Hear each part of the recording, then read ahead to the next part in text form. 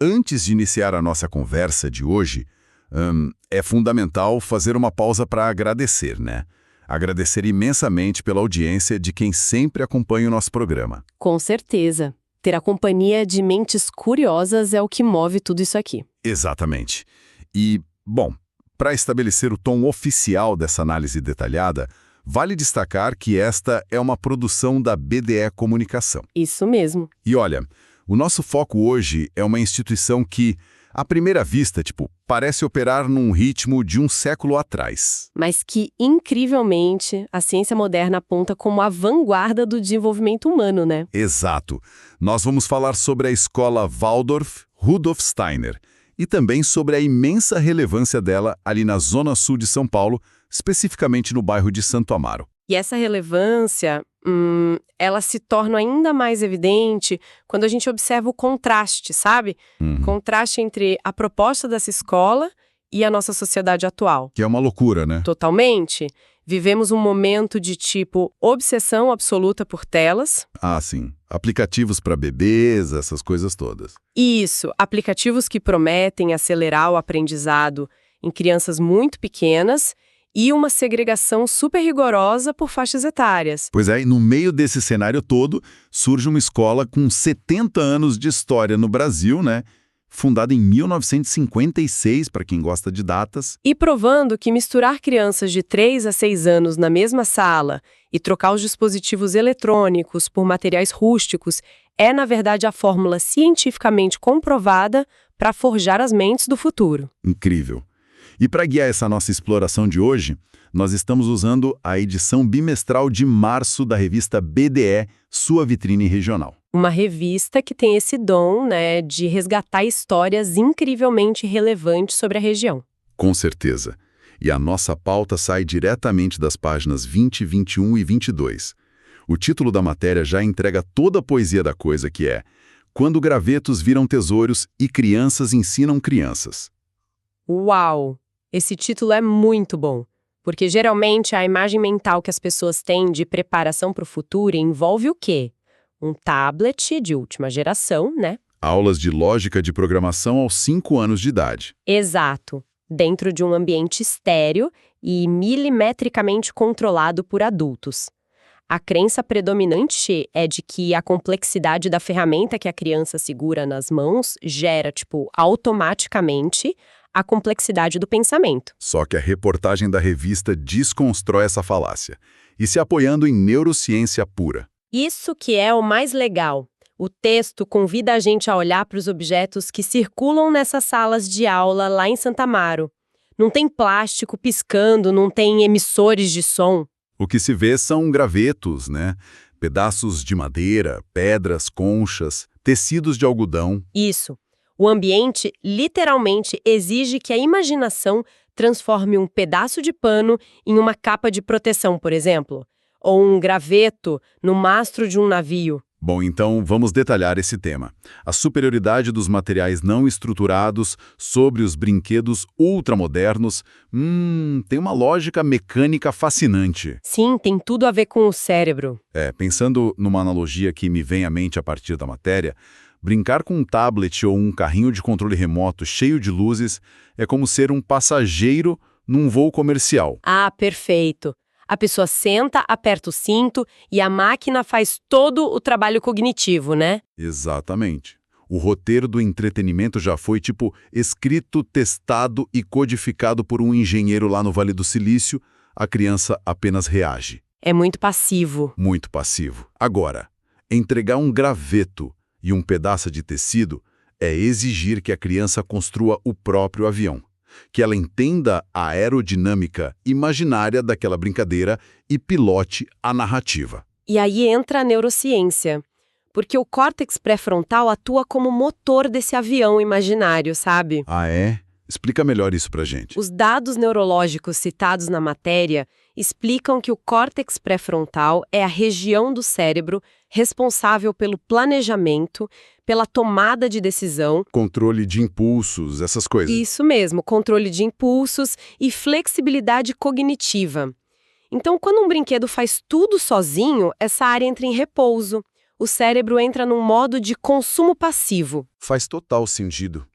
E, diante de um objeto inerte, como um graveto, o cérebro precisa trabalhar dobrado. Exato! A criança precisa inventar a regra, manter essa regra na memória de trabalho e, muito importante, inibir o impulso de usar aquele graveto de forma perigosa. Nossa, verdade. A revista resume isso com uma premissa irrefutável que é: quanto menos o brinquedo faz, mais o cérebro trabalha. Que frase forte.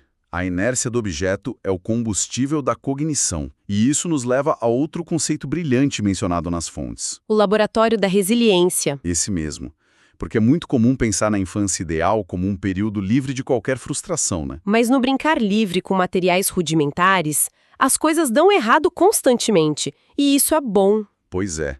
A torre feita com pedaços irregulares de madeira cai com muito mais facilidade do que uma construída com blocos de plástico que se encaixam perfeitamente. A ponte de pedras desmorona, e quando a estrutura física cai, a expectativa da criança cai junto. E aí que entra o aprendizado real, certo? Com certeza. O desmoronamento dessa torre é o momento em que a autorregulação emocional é forjada. A ponte cai e o cérebro experimenta um pico de frustração. Uma liberação de hormônios de estresse em pequena escala, como a matéria aponta. Isso. O pulo do gato desse método pedagógico é que esse microestresse ocorre num ambiente extremamente seguro e acolhedor. Ao invés de um adulto intervir imediatamente e resolver o problema para a criança. Exatamente. A criança é estimulada a lidar com aquela frustração, a respirar fundo, a analisar o erro na física da construção e tentar de novo. Que incrível! Esse ciclo contínuo de tentativa, erro, frustração e recalibragem fortalece as vias neurais ligadas à resiliência. Que o erro não é o fim do processo, mas só uma variável que precisa ser ajustada. É a engenharia da tolerância à frustração acontecendo ali na caixa de areia. E se o cérebro já é tão profundamente esculpido por esses objetos simples, imagina quando a gente insere o fator humano nessa equação. A complexidade aumenta exponencialmente, porque o desenvolvimento, como a matéria da revista BDE faz questão de frisar, não acontece isolado dentro de uma caixa craniana. Ele acontece entre as pessoas, como diz o texto. Exato. O que nos traz ao segundo pilar da escola Waldorf abordado na reportagem, que é a dinâmica social das salas de aula. Lá, não existe a segregação tradicional por idades. As turmas misturam crianças de 3, 4, 5 e 6 anos, todas convivendo e aprendendo no mesmo espaço. E aqui eu vou fazer uma provocação. Ah, lá vem. Pode falar. Para quem nos ouve e está acostumado com o sistema tradicional, colocar crianças em estágios de desenvolvimento tão distintos no mesmo ambiente parece uma receita infalível para o caos, não parece? O modelo mental padrão da nossa sociedade com certeza soa o alarme com essa ideia. O pensamento imediato é que a criança de 3 anos, que mal formula frases complexas, vai atrapalhar a criança de 6 anos, que já está na beira da alfabetização formal. Tem um medo palpável de que os mais velhos sejam atrasados por terem que nivelar a brincadeira por baixo. E de que os mais novos sejam atropelados pela energia dos maiores. Mas a matéria mostra outra coisa, não é? Sim. A neurociência do desenvolvimento refuta totalmente esse medo. Ela demonstra que inteligência humana não opera como uma linha de montagem industrial. Onde as peças precisam avançar em lotes homogêneos. Isso. A matéria explica que, no jardim de infância Waldorf, a hierarquia vertical, tipo o adulto ensinando a criança, é substituída por uma reciprocidade orgânica entre os pares. E como isso funciona na prática para os menores? Para as crianças menores, de 3 ou 4 anos, o ambiente oferece o que a pedagogia chama de imitação viva. O cérebro de uma criança pequena tem uma rede ativa de neurônios espelho, projetados para absorver comportamentos observando. Então, quando o menino de 3 anos observa a menina de 6 anos amarrando avental ou varrendo a sala, ele não está só vendo uma mecânica de movimento, ele está internalizando a postura de cuidado, a paciência, a concentração. a criança mais velha funciona como um modelo acessível, né? Um farol de desenvolvimento que está logo ali na frente, muito mais próximo da realidade do menor do que um adulto de 30 anos. Perfeito. E o ganho para a criança de 6 anos, ao contrário do que o senso comum dita, é o que há de mais sofisticado no amadurecimento cerebral. É aqui que entra aquela pesquisa em psicologia sobre a teoria da mente, né? Exatamente. que é aquela capacidade de reconhecer que as outras pessoas possuem sentimentos e perspectivas diferentes das nossas. O exercício diário de conviver com os menores é um treinamento intensivo dessa teoria da mente. Nossa, faz muito sentido. Porque quando a criança de 6 anos precisa explicar as regras de uma brincadeira para o colega de 3, o cérebro dela faz uma verdadeira ginástica cognitiva. Ela precisa inibir o uso de um vocabulário mais avançado, buscar palavras mais simples na memória e, crucialmente, ler as expressões faciais da criança menor para ver se ela entendeu. Esse processo de sair do próprio egocentrismo para se adaptar à limitação do outro consolida a base neurológica da empatia. A matéria da revista enriquece muito isso trazendo Lev Vygotsky. Ah, sim, o conceito da zona de desenvolvimento proximal. Isso. A premissa de que a aprendizagem ideal ocorre na fronteira entre o que a criança já consegue fazer sozinha e o que ela consegue fazer com ajuda. E o grande insight é que a ajuda de um colega um pouco mais velho é muito mais eficiente do que a instrução de um professor adulto. Porque a linguagem e a lógica de uma criança de 6 anos estão muito melhor calibradas para acessar a zona de desenvolvimento de uma criança de 4. Fantástico. E a reportagem não para no Vygotsky. Ela ancora essa prática nas pesquisas da Adele Diamond. A neurocientista? Sim, uma das maiores autoridades mundiais em funções executivas do cérebro. O trabalho dela comprova que atividade de cooperação social e brincadeiras simbólicas desenvolvem um controle inibitório e a memória de trabalho muito mais do que qualquer treinamento individual. Ou seja, o cérebro só retém informação quando a competência é exigida num contexto que faz sentido emocional e social para a criança. Exatamente. E a ironia deliciosa de tudo isso é que estamos no auge da era digital. Pois é. Todo dia ouvimos especialistas e executivos clamando por um novo perfil de profissional.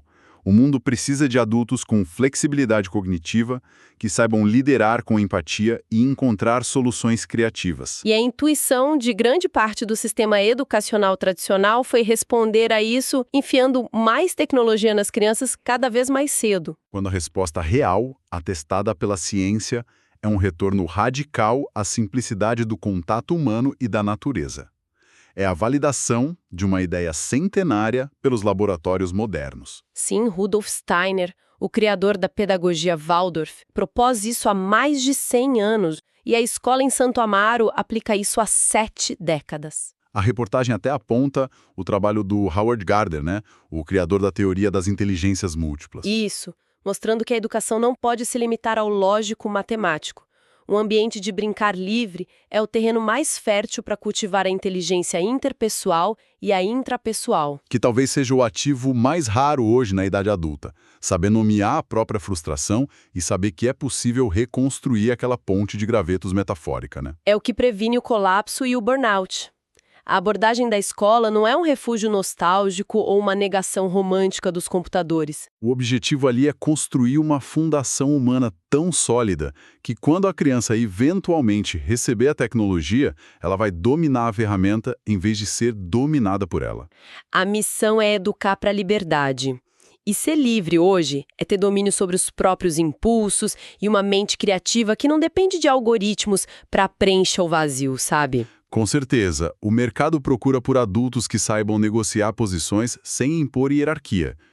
Todo esse treinamento corporativo deveria ter começado aos 5 anos na caixa de areia. Exato, quando a criança de 6 precisa convencer a de 4 de que a pedra é um baú de tesouro e não algo para ser jogado. E a beleza de explorar o jornalismo local é perceber que essas teorias não estão só lá na Europa. Elas estão pulsando no coração da Zona Sul de São Paulo, em Santo Amaro. E a revista não deixa a gente só no campo das ideias, ela abre a porta para a experiência prática, né? Isso é muito legal. Na página 22 tem um convite incrivelmente oportuno para vivência para famílias, que já tem até data marcada. É no dia 25 de abril de 2026, não é? Isso mesmo, das 9 às 11 da manhã, lá presencialmente na escola Waldorf Rudolf Steiner, é a chance de ver essa mecânica das turmas mistas e a imitação viva funcionando de perto. E a orientação que eles dão para as famílias antes da visita brilhante.